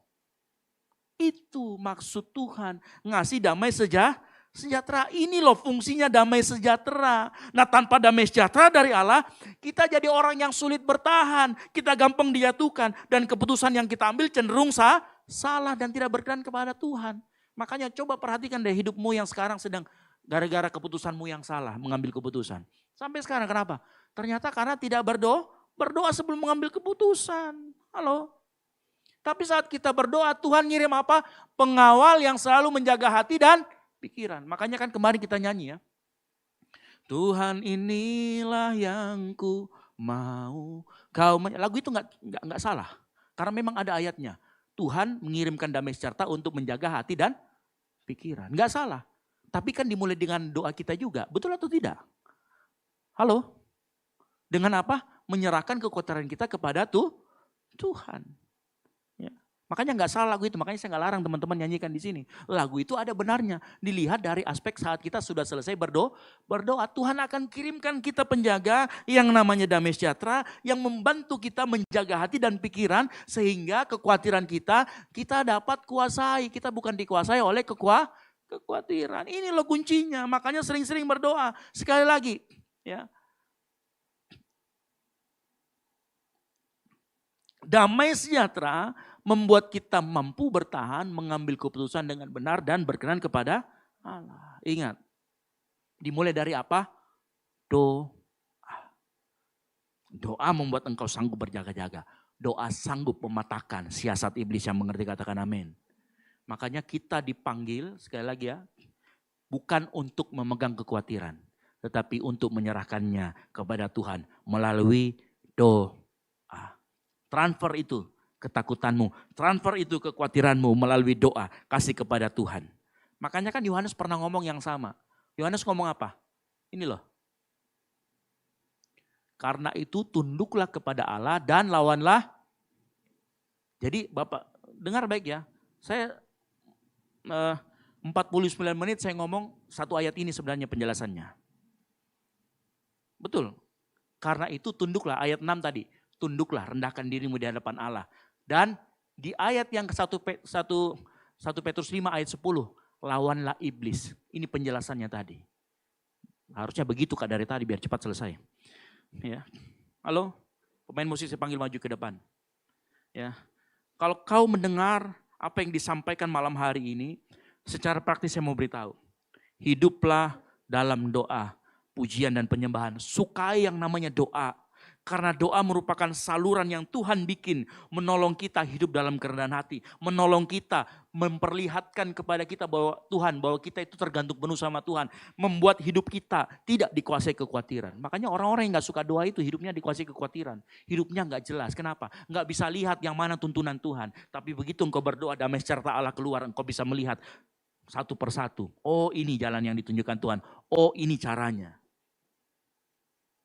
Kalau engkau enggak suka berdoa, lihat hidupmu hari-hari ini. Suka doa atau enggak? Mulai belajar, sukailah doa. Iya Pak, saya doa makan, doa tidur. Iya, tingkatkan lagi. Itu sudah bagus. Tingkatkan lagi, bukan cuma sekedar doa itu. Doa yang betul-betul engkau intimate sama Tuhan. Karena dengar baik, kita dipanggil untuk tunduk kepada Tuhan. Menyerahkan kekhawatiran kita. Hidup dalam doa, pujian, penyembahan. Karena ketika kita berdoa, kita memuji menyembah Tuhan, hatimu dijaga oleh damai sejahtera Allah. Yang mengerti katakan amin. Engkau gak mudah ditelan, hidupmu berdampak, engkau dimampukan berdiri, hidupmu berfungsi. Dan sesuai dengan kehendak Tuhan. Yang mengerti katakan amin. Makanya mulai malam hari ini, engkau yang dengar dari awal sampai akhir, sukai yang namanya doa. Jangan hindari itu jam-jam doa. Berikan waktu khusus untuk berdoa sama Tuhan. Karena melalui saluran doa itu, engkau sedang merendahkan diri di hadapan Tuhan. Engkau sedang terkoneksi dengan Tuhan. Dan Tuhan suka itu. Karena Tuhan kita, Tuhan yang suka berelasi. Yang mengerti katakan amin. Boleh kasih tepuk tangan yang mulia buat Tuhan Yesus kita. Kita bangkit berdiri. Segala perkaraku ku serahkan padamu. Katakan Allah pembela. Allah pembelaku, segala kuatirku ku taruh di kakimu. Allah pemeliharaku, sama-sama katakan. Bila kau yang membuka pintu, tak ada satupun yang dapat menutupnya. Bila kau yang mengangkat aku, tiada yang dapat merendahkanku. Kasih tepuk tangan yang mari buat Tuhan kita. Karena kita tahu kita menyembah Tuhan yang sanggup memberikan damai sejahtera. Sama-sama katakan. Segala perkaraku ku serahkan padamu. Allah pembelaku, segala kuatirku ku taruh di kakimu. Allah pemelihara, sama-sama katakan. Bila kau yang membuka pintu, tak ada satupun yang dapat menutupnya. Bila kau yang mengangkat aku, tiada yang dapat merendahkanku. Sama-sama katakan. Bila kau yang membuka pintu, tak ada satupun yang dapat menutupnya. Bila kau yang mengangkat aku, tiada yang dapat merendahkanku.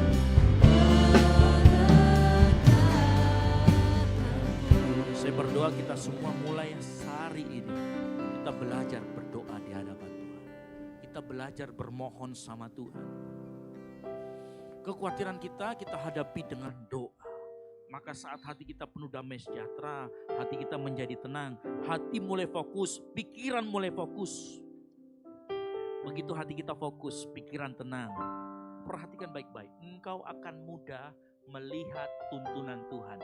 Engkau dengan mudah melihat apa yang Tuhan kehendaki dalam hidupmu. Dan engkau akan mudah mengambil keputusan dengan benar di tengah kekhawatiran yang melanda. Makanya damai sejahtera Allah itu berbeda dari damai sejahtera yang lain.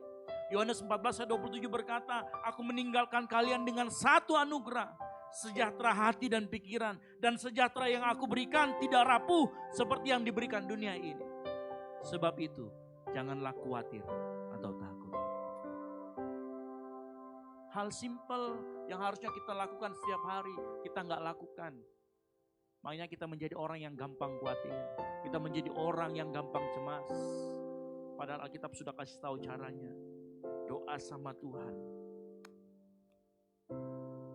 hari ini, saya rindu Tuhan munculkan spirit untuk kita mau berdoa. Semangat kita untuk kenal sama Tuhan. Semangat kita untuk kita tunduk berdoa sama Tuhan. Nyanyikan pujian ini dari awal lagi. Biar jemaat Tuhan saya nyanyikan. Sama-sama katakan. Segala. Amin.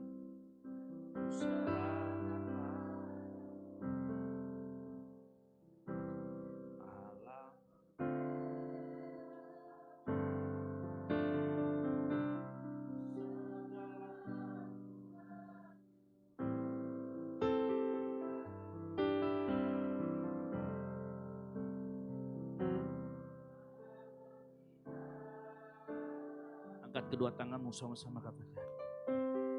Bila kau yang membuka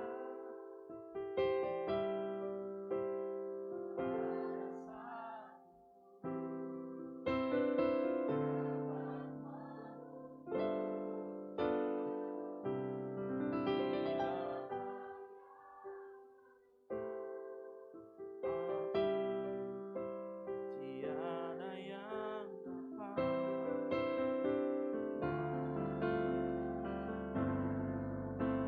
Sama-sama katakan, bila kau yang membuka pintu. Bila kau yang membuka pintu, tak ada satu pun dapat menutupnya.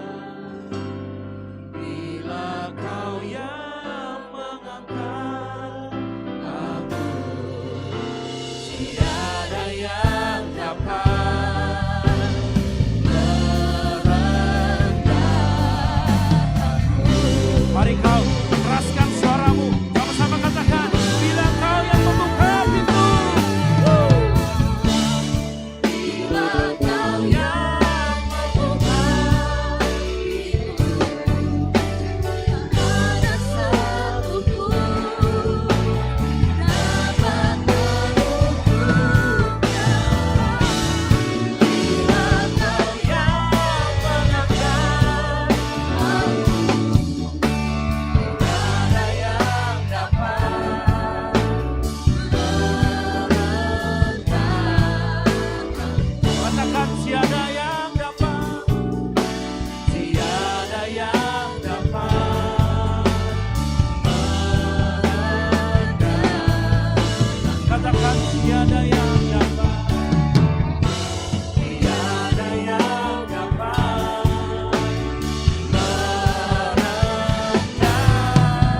merendahkanku.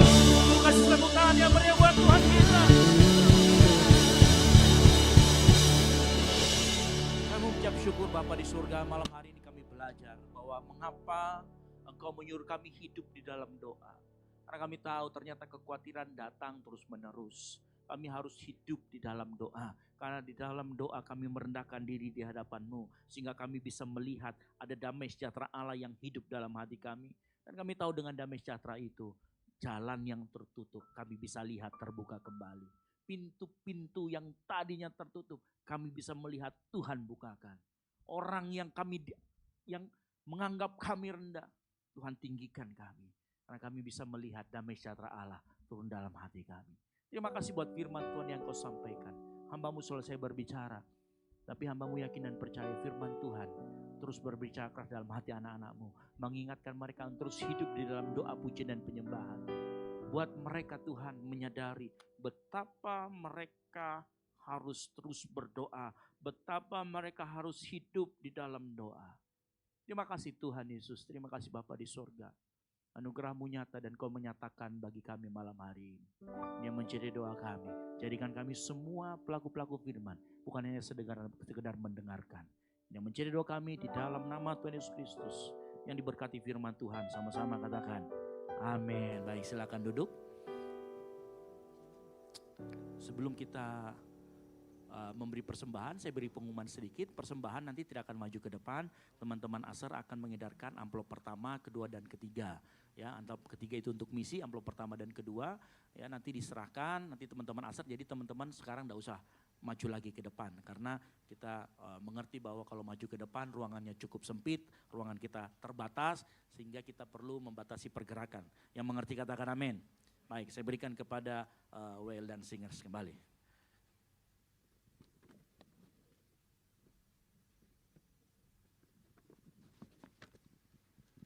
Puji nama Tuhan, mari kita siapkan amplop persembahan kita tundukkan kepala, kita berdoa.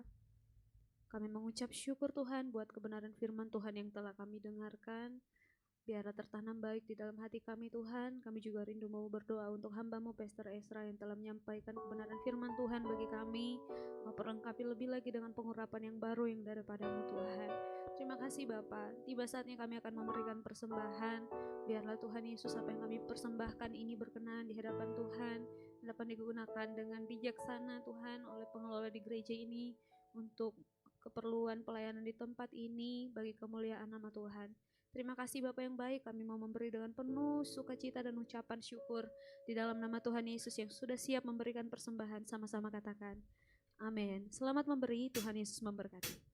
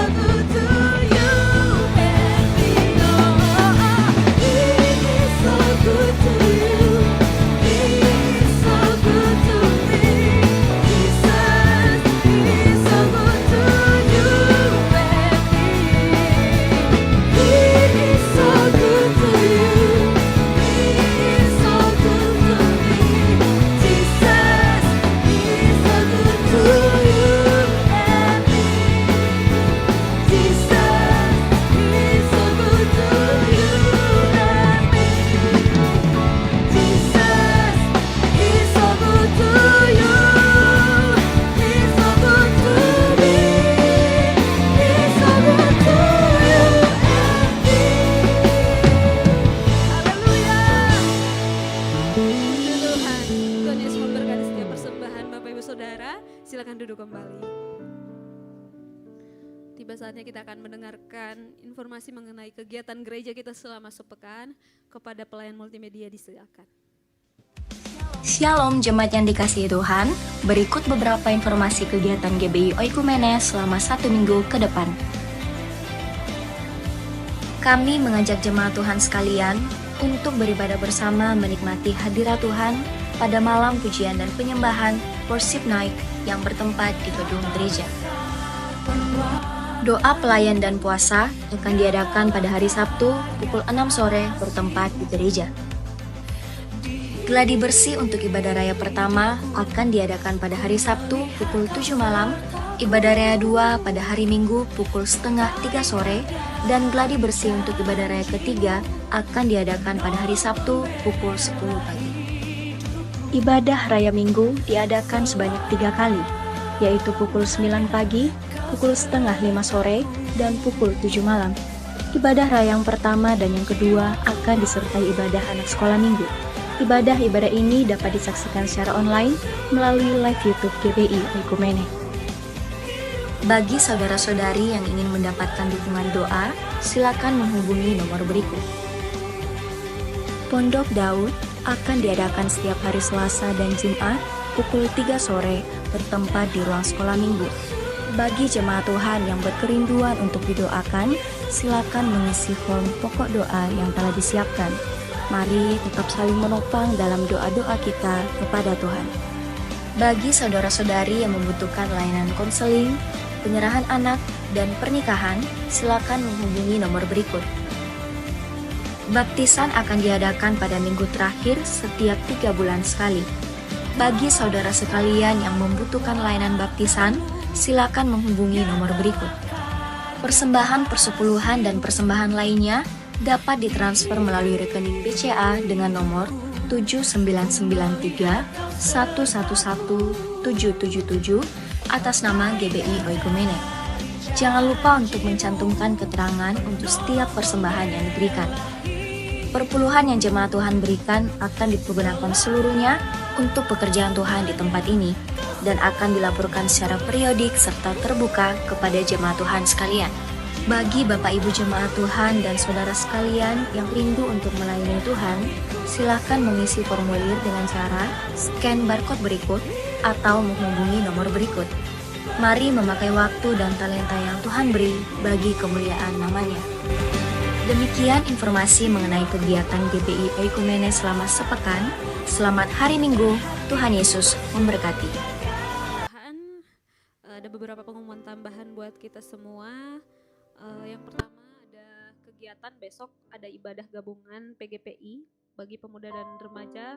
Jadi besok yang mau ikut sama-sama kita pergi ke GUP Kingdom Community. Ini Jalan Saweri Gading. Ada flyernya? Ya ini. Ibadahnya besok jam 7 malam. Jadi yang mau pergi bersama-sama boleh kumpul di pastori dulu baru kita pergi bersama-sama. Nah, mari kita bangkitkan kerinduan untuk berdoa. Amin. Ya, selanjutnya buat jemaat Tuhan yang rindu untuk didoakan, baik itu yang mau mengikuti ujian SNBT atau mungkin ujian apapun itu, dan juga mungkin ada pergumulan-pergumulan yang mau didoakan, bisa tunggu sebentar, akan didoakan secara langsung oleh Pastor Ezra. Dan dari tempat ini mewakili Gembala Jemaat GBI Oikumene mengucapkan selamat datang buat jemaat Tuhan yang baru pertama kali hadir beribadah bersama-sama dengan kami di tempat ini. Kami menyambut dengan penuh sukacita kehadiran Bapak Ibu Saudara sekalian. Nah, di samping kiri dan kanan ada pelayan Aser.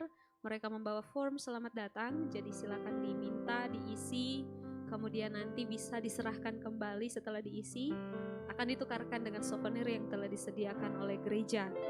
Nah, di tangan para aser juga membawa form pokok doa. Jadi Bapak Ibu yang mau didoakan juga secara khusus di Pondok Daud, di doa Pondok Daud, bisa minta form pokok doanya. Kita akan doakan setiap hari Selasa dan hari Jumat di tempat ini pukul 3 sore. Nah, mungkin itu saja informasi buat kita semua selama sepekan ini. Dan kita juga ada worship night, ada malam pujian dan penyembahan. Jadi mari sama-sama kita datang ke tempat ini pada hari Selasa. kita sama-sama memuji, menyembah Tuhan, dan mendengarkan firman Tuhan kembali di tempat ini. Demikianlah pengumuman kita. Kita akan menutup rangkaian ibadah kita sepanjang malam hari ini. Saya persilakan jemaat Tuhan untuk bangkit berdiri. Terima kasih Tuhan Yesus. Yesus kau terindah, kasih-Mu terindah, terbaik, termulia, memulihkan hatiku, kuasa-Mu mengubah hati yang terluka. Hanya kuasa kasih-Mu yang sanggup memenuhi hidupku. Sekali lagi dengan sungguh nyatakan, Yesus kau terindah, kasih-Mu terindah, terbaik, termulia, memulihkan hatiku, kuasa-Mu mengubah hati yang terluka. Hanya kuasa kasih-Mu yang sanggup memenuhi hidupku.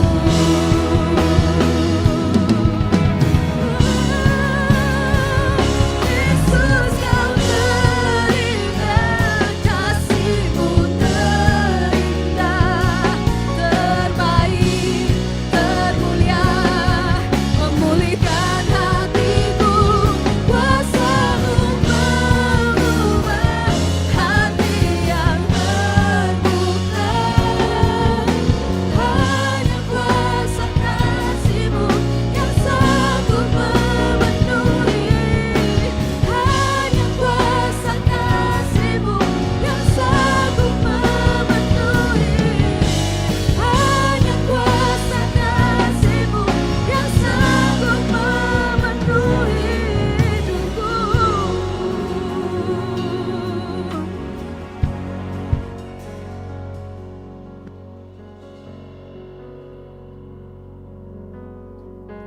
Kami mengangkat syukur kami Bapa kepadamu untuk semua yang telah Engkau lakukan, semua yang telah Engkau kerjakan, bahkan semua yang telah Engkau izinkan terjadi dalam kehidupan kami.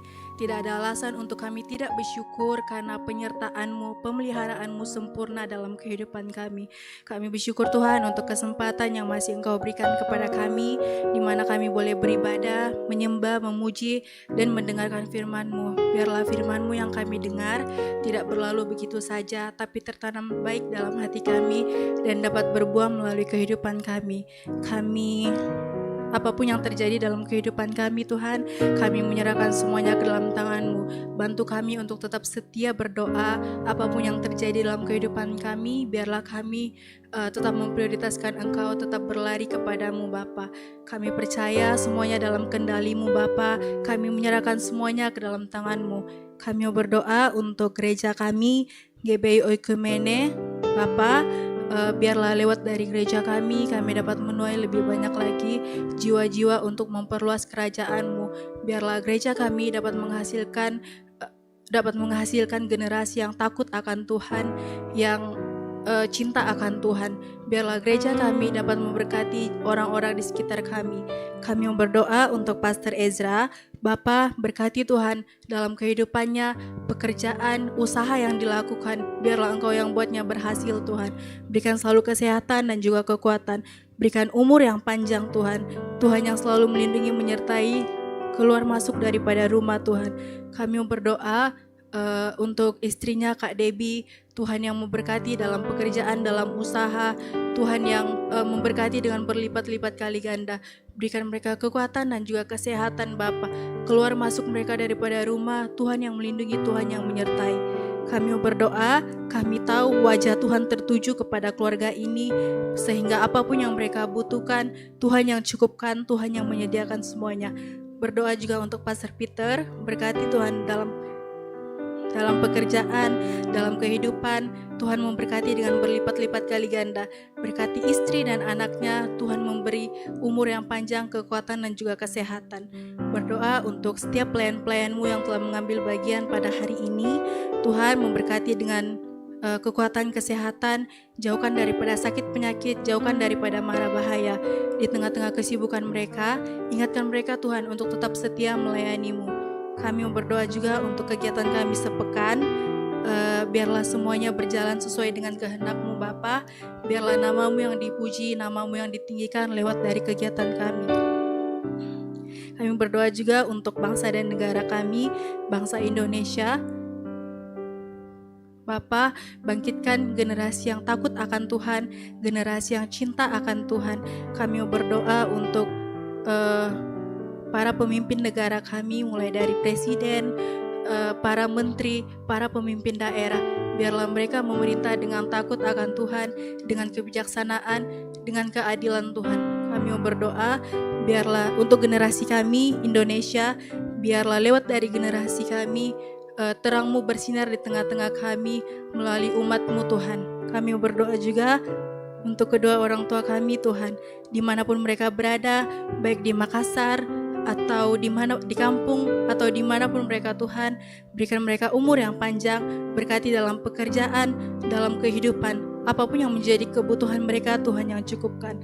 Berdoa untuk semua yang mengikuti ibadah ini secara online, biarlah Roh Kudus-Mu yang menjamah hati mereka, menguatkan iman mereka, dan memenuhi mereka dengan sukacita dan juga damai sejahtera.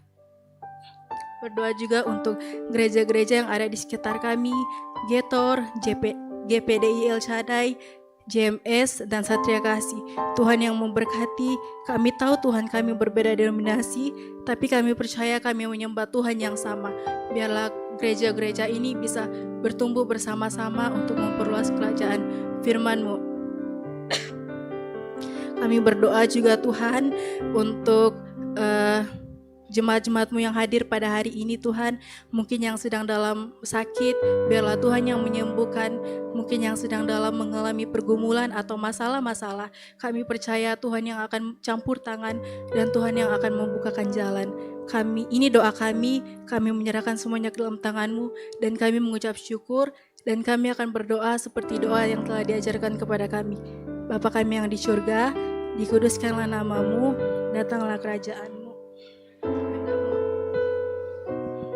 Berikanlah kami pada hari ini makanan kami yang secukupnya, ampunilah kami akan kesalahan kami, seperti kami juga mengampuni orang yang bersalah kepada kami. Dan janganlah membawa kami ke dalam pencobaan, tapi lepaskanlah kami daripada yang jahat.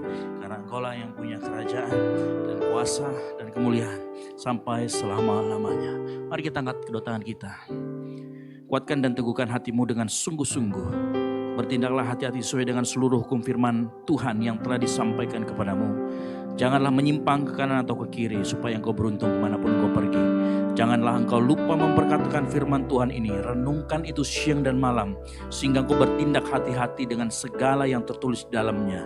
Dengan demikian perjalananmu akan berhasil dan engkau akan beruntung. Oleh karena itu malam hari ini, pulanglah dan jadilah terang, sehingga Injil diberitakan melalui hidupmu, dan biarlah anugerah dari Allah Bapa, keselamatan di dalam Kristus Yesus, dan penyertaan yang manis oleh Roh Kudus menyertai kita semua sampai dengan Maranatha. Tuhan Yesus datang kembali menjemput kita semua di awan-awan permai, karena bagi Dialah segala kemuliaan sampai selama-lamanya. Yang diberkati Tuhan, sama-sama katakan amin. Selamat hari Minggu, terus memberkati, dan silakan mengambil saat teduh sejenak.